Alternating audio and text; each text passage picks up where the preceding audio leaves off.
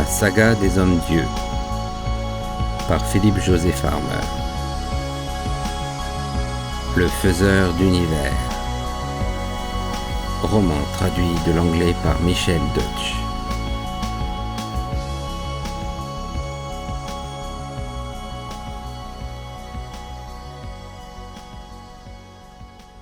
Chapitre 14. Wolf leva les yeux vers la fenêtre derrière laquelle une torche brillait toujours, et entra dans l'eau. Elle était froide sans toutefois être glaciale.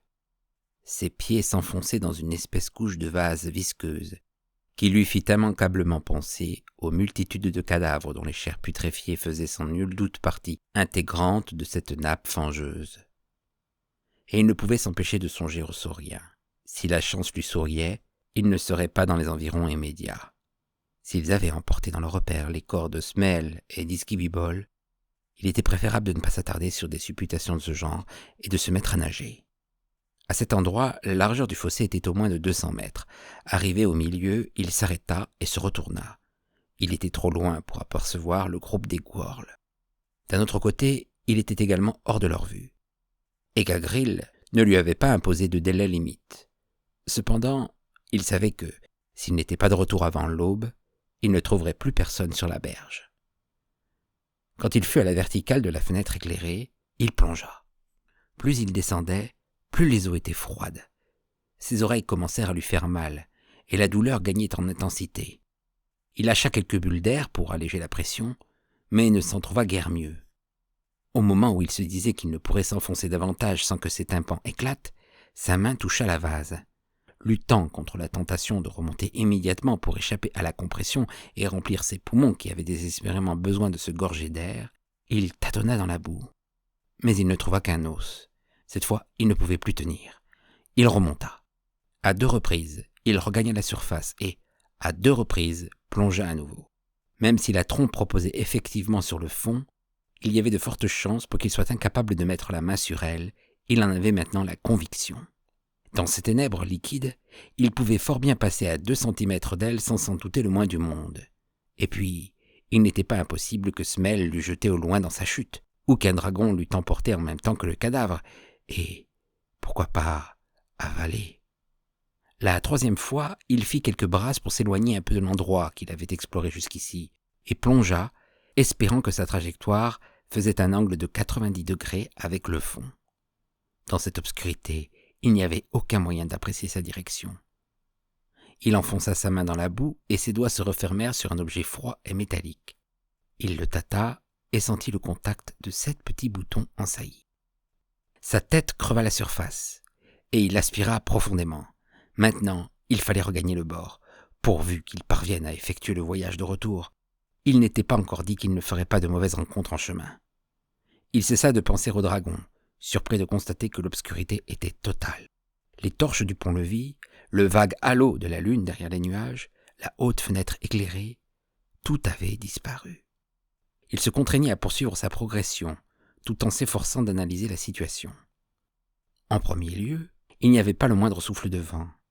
L'air avait une odeur de croupi. Il ne pouvait donc se trouver qu'en un seul endroit, et la chance avait voulu que celui-ci fût situé exactement là où il venait de plonger. Autre hasard favorable, il était remonté en suivant une trajectoire oblique. Il fit quelques brasses pour s'orienter, car il ne voyait rien et ne savait dans quelle direction était le bord. Il toucha une paroi de pierre, non, de briques, qu'il suivit. Elle s'incurvait à partir d'un certain moment et les espoirs de Wolf se réalisèrent. Ce mur aboutissait à une série de marches. Il se mit en devoir de les gravir lentement, le bras tendu pour éviter d'éventuels obstacles, tâtant les degrés du pied, prêt à faire halte si le vide s'ouvrait soudain sous ses pas ou si une marche semblait branlante. Il y en avait 20. L'escalier débouchait sur une galerie taillée à même le rocher. Von Helgers, ou celui qui avait bâti le château, avait prévu une issue secrète. Une ouverture percée dans la muraille, au-dessous du niveau de la surface des eaux, donnait sur une chambre, une sorte de petit port, à partir duquel il était possible de pénétrer à l'intérieur de l'édifice. À présent, Wolf avait la trompe, et il pouvait en outre entrer dans le château en passant inaperçu. Mais il ne savait que faire. rapporter tout d'abord la trompe au Gworl et partir ensuite avec ses compagnons à la recherche de Chryséis en empruntant ce passage secret? Il était douteux que Gagriel tînt ses promesses. D'ailleurs, à supposer même que les Gworl libèrent leurs prisonniers et que l'on puisse mettre ce projet à exécution, il n'en restait pas moins que Kika était blessé. Son sang ferait accourir les Sauriens et c'en serait fait du trio. Chryséis n'aurait plus aucun espoir d'être délivré. Pas question non plus de revenir au château en la seule compagnie de Funem Laxfalk et en laissant Kika de l'autre côté du fossé. Il serait découvert dès que le jour se lèverait. Certes, il pourrait se cacher dans les bois, mais il y avait de fortes chances pour que la chasse à l'homme reprenne à l'aube, surtout lorsque l'on découvrirait que les 3 chevaliers étrangers s'étaient volatilisés. Wolf résolut de poursuivre son chemin. L'occasion était trop belle pour qu'il la laisse échapper. Il ferait tout ce qu'il pourrait faire pendant le temps dont il disposait encore avant le lever du soleil. Au pire, il repartirait avec la trompe. La trompe. Inutile de la garder par devers lui. S'il se faisait prendre les mains vides, sachant où elle était, il aurait une monnaie d'échange. Il redescendit les marches, plongea et déposa l'instrument sur la vase par 3 mètres de fond. De retour à la galerie, il se mit en marche en traînant les pieds et parvint ainsi jusqu'à un escalier en colimaçon dans lequel il s'engagea. Il était maintenant au moins au 5e étage, à en juger par le nombre de marches qu'il avait gravies. À chaque palier supposé, il avait palpé les murs à la recherche de portes et de loquets, mais en vain. Au 7e étage, selon ses calculs, il distingua un ray de lumière filtrant à travers un interstice de la maçonnerie. Il y colla son œil et vit une salle au fond de laquelle, une bouteille à portée de la main, trônait le baron von Helgers. L'homme assis devant la table en face de lui n'était autre qu'Abiru. La boisson n'était pas la seule responsable du teint cramoisi du baron. « C'est mon dernier mot, Gramshem, disait-il d'une voix grondante à son interlocuteur. Ou vous reprenez la trompe au Gworl, ou vous serez décapité. Mais auparavant, vous ferez un petit séjour dans mes oubliettes.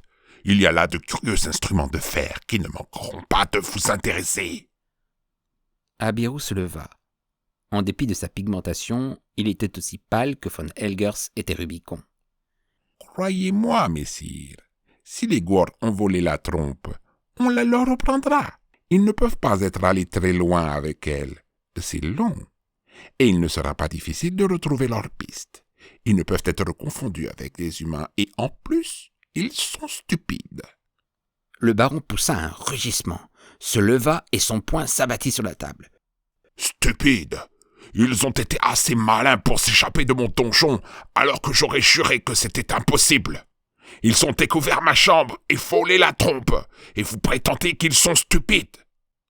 Au moins, ils n'ont pas enlevé la fille par la même occasion. Tout n'est pas perdu. Elle devrait me rapporter une somme fabuleuse. Elle ne vous rapportera rien du tout. Elle est à moi. » Abiru décocha à von Helgers un regard fulminant et répliqua. « Elle m'appartient.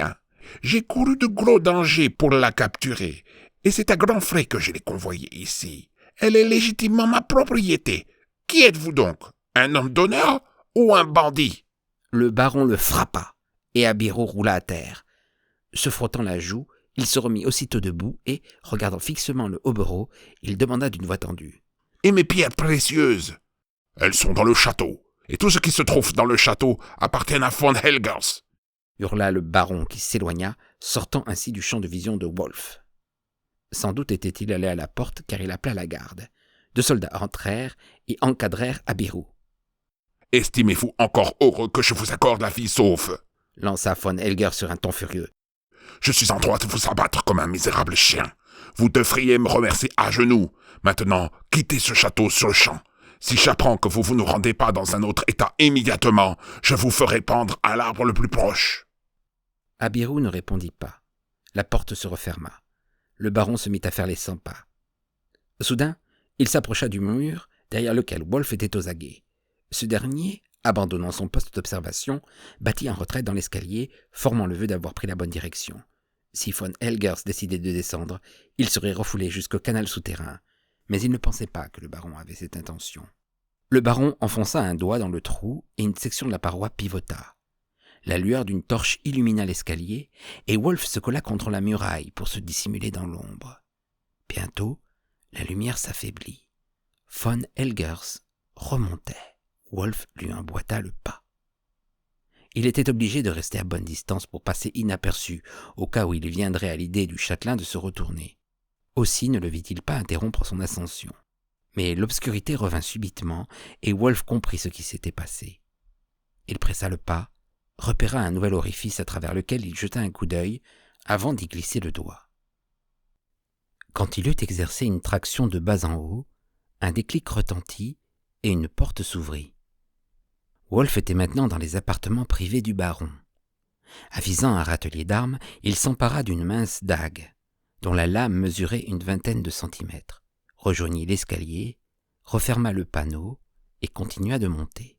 Cette fois, il n'avait plus de trou lumineux pour le guider, et il n'était même pas certain de s'être arrêté au même niveau que le baron, ne pouvant en effet que se fier au calcul approximatif auquel il s'était livré quand von Helgers avait disparu pour déterminer la distance qui le séparait de lui. Il n'avait d'autre solution que de chercher à l'aveuglette le dispositif que l'autre avait certainement fait jouer pour ouvrir une nouvelle porte. Il appuya son oreille contre le mur, dans l'espoir d'entendre des voix. Mais c'était le silence. Ses doigts ne rencontraient que des briques et du ciment rendus pulvérulents par l'humidité. Puis, il toucha une surface de bois. C'était un large panneau encastré dans la maçonnerie, mais il n'y avait apparemment rien qui pût faire office de sésame. Il monta encore de quelques marches et continua de tâter la muraille. En vain. Il ne décelait aucun mécanisme, aucune solution de continuité entre les briques. Il explora le mur opposé sans plus de succès. La fièvre le gagnait maintenant. Il était convaincu que von Helgers s'était rendu dans la chambre de Chryséis, et pas seulement pour faire un brin de causette. À nouveau, il explora le chambranle, s'arc-bouta contre la porte, mais elle était inébranlable. L'espace d'un instant, il songea à jouer du poing pour attirer l'attention du baron. Si celui-ci venait se rendre compte de ce qui se passait, Wolf serait dans une position stratégique favorable pour l'attaquer par surprise. Mais il repoussa cette idée. Von Helgers était trop malin pour tomber dans un piège pareil. Certes, il serait peu vraisemblable qu'il aille chercher de l'aide, car il ne tiendrait pas à révéler le passage dérobé à des tiers, mais il n'aurait qu'à sortir de la chambre de Chryséis par la voie normale. Les sentinelles se demanderaient peut-être d'où il arrivait, mais elles penseraient probablement qu'il était entré avant la relève. N'importe comment, il ne serait pas difficile de réduire définitivement au silence un garde par trop méfiant. Wolf exerça une poussée sur l'autre côté de la porte qui bascula. Elle n'était pas fermée à clé. Il suffisait tout simplement de la manœuvrer dans le bon sens. Il grogna à voix basse, furieux d'avoir mis si longtemps pour parvenir à ses fins, alors que la manœuvre était aussi simple, et franchit le seuil. Il était à présent dans une pièce obscure et exiguë, presque un cagibi, formé de 3 murs de briques scellés au mortier et d'une cloison de bois comportant une tige métallique. Il colla l'oreille à la cloison de bois. Il perçut un murmure de voix étouffée, trop faible pour être identifié. En tirant sur le levier de métal, on déclenchait le cliquet assurant l'ouverture de la porte. La dague au poing, il la franchit et pénétra dans une grande salle dallée, ornée d'un vaste lit aux colonnes sculptées, soutenant un des roses à franges. Au-delà du lit, il y avait une fenêtre cruciforme qu'il reconnut. Von Helgers lui tournait le dos. Il poussait vers le lit Chryséis qu'il serrait dans ses bras et qui, les yeux clos, détournait la tête pour échapper à ses baisers. L'un et l'autre avaient tous leurs vêtements. Wolf bondit, empoigna le baron par l'épaule et le tira en arrière. Le châtelain lâcha Chryséis pour sortir sa dague du fourreau, mais se rappela au dernier moment qu'il était venu sans armes, ne voulant pas risquer d'être poignardé par la prisonnière. Son visage avait pris une teinte terreuse. Il ouvrit la bouche pour appeler les gardes, mais la surprise et la peur le paralysaient, et Wolf ne lui laissa pas le temps de recouvrer ses esprits. Laissant tomber sa dague, il frappa le baron à la pointe du menton, et sa victime s'affaissa, inconsciente. Bousculant Chryséis qui le regardait, pâle et les yeux écarquillés, il déchira les draps pour faire un bâillon qu'il enfonça dans la gorge de von Helgers, dont il lia ensuite les mains à l'aide de la corde dont il avait eu la précaution de se munir. Cela fait, il balança le corps inerte du seigneur sur son épaule et, se tournant vers la dryade, dit « Viens, nous parlerons plus tard !» Et il lui ordonna de refermer la porte dérobée derrière eux, car il était inutile de révéler l'existence du passage secret aux gens qui, inquiets de l'absence prolongée du maître de séant, viendraient à sa recherche. Ils descendirent l'escalier, éclairés par la torche que tenait Chryséis qui fermait la marche. Quand ils atteignirent le quai, Wolf lui expliqua la situation. Puis, ayant récupéré la trompe, il aspergea le visage du baron. Dès que ce dernier eut ouvert les yeux, il lui fit savoir ce qu'il attendait de lui. Von Helgers secoua la tête de gauche à droite. « Ou vous nous accompagnez comme otage, et vous courez votre chance avec les dragons d'eau, ou vous mourrez tout de suite. À vous de choisir. » Cette fois, le hochement de tête du baron fut affirmatif. Wolf coupa ses liens, mais noua l'extrémité de la corde à la cheville de son prisonnier. Ils entrèrent dans l'eau. Immédiatement, von Helgers nagea en direction du mur d'en face et plongea, imité par Wolf et Chryséis. Tous trois passèrent sous l'obstacle qui s'arrêtait à environ 1 mètre de la surface, et quand ils réapparurent à l'air libre, Wolf vit que les nuages commençaient à se déchirer. Bientôt la lune brillerait de tout son éclat. Obéissant aux instructions de Wolf qui tenait la corde dans sa main, le baron et Chryséis obliquèrent pour rejoindre la terre ferme de l'autre côté du fossé. D'ici 1 quart d'heure, la lune aurait fait le tour du monolithe et le soleil ne tarderait pas à apparaître derrière elle. Il ne restait guère de temps à Wolf pour mener son plan à bien, mais il lui était impossible de se hâter, sinon von Helgers risquerait de tromper sa vigilance. Le point visé était à 100 de mètres de l'endroit où attendaient les Gworls. Au bout de quelques minutes, ils eurent contourné le château. Dès lors, même si la lune se levait, ils échapperaient à la vue des soldats qui montaient la garde sur le pont.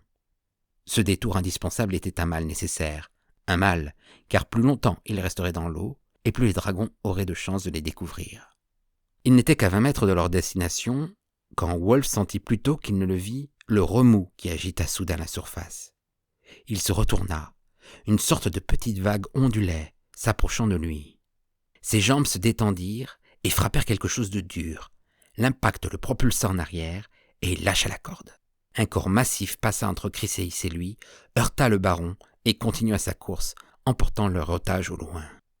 Sans plus s'astreindre à éviter de faire de bruyantes éclaboussures, Wolf et la dryade se mirent à nager de toute leur force. Enfin ils abordèrent, se hissèrent sur la terre ferme, s'élancèrent au pas de course et ne s'arrêtèrent haletants que lorsqu'ils purent étreindre un tronc d'arbre. Mais Wolf n'attendit pas d'avoir totalement recouvré son souffle. Dans quelques minutes, le soleil serait levé. Il dit à Chryséis de l'attendre. S'il n'était pas là peu après l'apparition de l'astre, c'est qu'il ne reviendrait pas avant longtemps. Et peut-être ne le reverrait-elle plus jamais. Alors, il ne lui restait plus qu'à aller chercher refuge dans les bois et à subsister comme elle le pourrait. Elle le supplia de ne pas l'abandonner. Elle ne pouvait supporter l'idée de rester seule. « Il le faut, » répondit-il en lui tendant sa seconde dague qu'il gardait cachée sous sa chemise. « Si tu es tué, je me l'enfoncerai dans le cœur !» s'exclama Chryséis. Wolf, devant son émoi, était au supplice, mais il n'y avait rien à faire. « Tue-moi avant de t'en aller !» l'implorait-elle. « J'ai trop souffert, je ne pourrai plus endurer une nouvelle épreuve. » Il lui effleura les lèvres d'un baiser. « Mais si, tu es plus tenace qu'autrefois, et tu l'as toujours été plus que tu ne le croyais. Regarde comme tu as changé.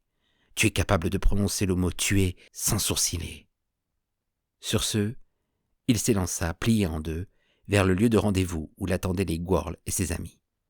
Avant d'y arriver, il s'arrêta et tendit l'oreille. Tout ce qu'il entendit fut l'appel d'un oiseau nocturne et un cri étouffé venant du château. Tenant sa dague serrée entre ses dents, il reprit sa progression à 4 pattes, s'attendant à tout moment à distinguer une masse plus sombre que l'obscurité ambiante et dégageant une odeur de moisi. Mais il n'y avait personne. Les vestiges miroitants des filets aux mailles grises étaient le seul indice témoignant du passage des Gworls. Il fouilla les environs. N'ayant rien trouvé et songeant que d'ici un très court laps de temps la nuit céderait place au jour, il rebroussa chemin afin que les sentinelles ne s'aperçoivent pas de sa présence. Chryséis se jeta dans ses bras et versa quelques larmes. « Eh bien, je suis revenu, tu vois, » fit-il. « Mais il faut que nous partions. »« Nous retournons à Okeanos ?»« Non, nous allons à la recherche de mes amis. » Ils se dirigèrent en courant vers le monolithe. La disparition du baron ne tarderait plus à être découverte, et aucune cachette banale ne serait sûre à des kilomètres à la ronde. De plus, les Gworls qui le savaient, eux aussi, devaient également être sur la route de Douzvin-Navava. En dépit de l'attrait que la trompe exerçait sur eux, ils ne pouvaient se permettre de s'attarder, de temps qu'ils pensaient sans doute que Wolf s'était noyé ou avait été dévoré par un dragon. À leurs yeux, la trompe était actuellement hors d'atteinte, mais ils pourraient revenir quand tout danger serait écarté. Exception faite de quelques courtes haltes, Wolf et Chryséis ne s'arrêtèrent pas avant d'avoir atteint l'épaisse forêt de Rauwald. Alors, ils se glissèrent sous des enchevêtrements de ronces, se faufilèrent à travers les entrelacs des broussailles. Leurs genoux étaient en sang, chacune de leurs articulations était douloureuse. À un moment donné, Chryséis s'effondra. Wolf fit une ample cueillette de baies, ils se restaurèrent et dormirent toute la nuit. Au matin, ils repartirent, toujours en rampant. Quand ils arrivèrent à la lisière de la forêt, Ils étaient égratignés des pieds à la tête, mais personne ne les attendait, ce qui réjouit le cœur de Wolf. Autre chose ajoutait encore à sa satisfaction. Il savait que les Gworls avaient suivi la même voie, des touffes de poils raides et des lambeaux d'étoffe accrochés ici et là aux épines en étaient la preuve formelle. C'étaient sans nul doute des indices que Kikara s'était arrangé pour semer sur son passage, au cas où son ami relèverait la piste.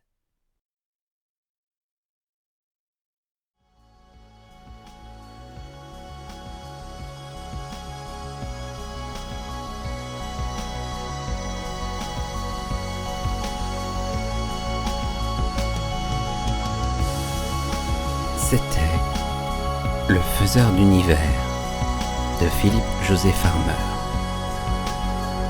Chapitre 14.